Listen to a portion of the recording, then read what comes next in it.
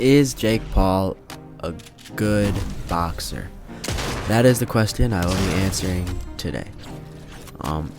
Or not answering, but like just providing my opinion about what I think. It's kind of hard because it's like Jake Paul, he's right in the middle. You know, I think he'd body any other social media YouTuber, boxer. He'll beat Logan. If Logan, I don't even know if Logan will ever box again. KSI, I think he might box again. I don't know. But he'd fold KSI and Logan.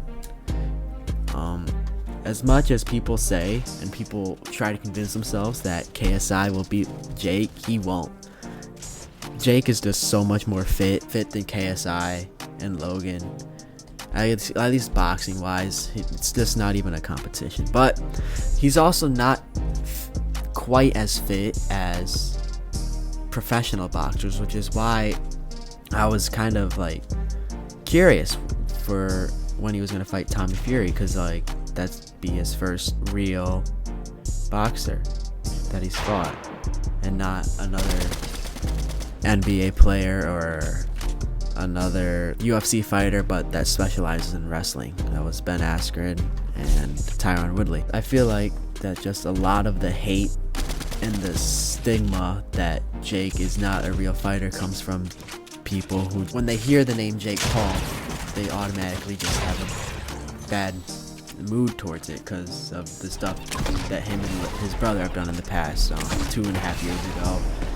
A lot of big YouTube controversies. We don't really need to get into all of those, but if you were there, you were there, and you know what I'm talking about. But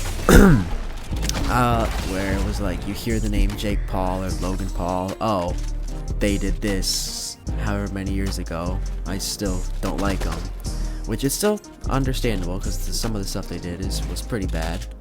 But that's where, oh, Jake Paul is not a real fighter, I think that comes from. But you still just have to have some sort of respect because you're still getting in the ring with UFC fighters and former UFC champions, which if you're in the UFC, you're not going to be in the UFC if you can't box. You have to have this some sort of, you still have to be able to beat the shit out of someone to be in the UFC. And Jake Paul has knocked out 2 of them. Jake Paul, I still feel like, I think he is a good boxer. For YouTube and social media influencers standards, he's an exceptional boxer, but when it comes to professional boxing, it's kind of a toss-up because he was supposed to fight Tommy Fury, and that ended up not working because Tommy Fury had to back out because I think it was a rib injury he had.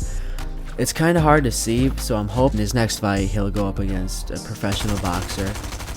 He does have a lot of arrogance and a lot of, I wouldn't even call it confidence at this point. Part of it's out of, I don't know, because he's been able to back up every single thing he said. He said he was going to knock out Tyron Woodley. He knocked out Tyron Woodley. He said he was going to knock out Ben Askren. He knocked out Ben Askren. He hasn't been proven wrong yet, and he is very overconfident, I think. I'm not even overconfident, but just arrogant. I would say to tone it down, but it's like, you can't really tell someone to tone it down when they haven't been proven wrong yet, you know? I think it's probably going to take 2 fights against 2 different professional boxers to actually take that step into professional boxing.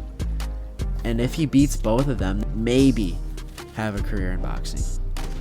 If he really, I know he's been working hard, but if he continues it, I think he could maybe become a professional boxer.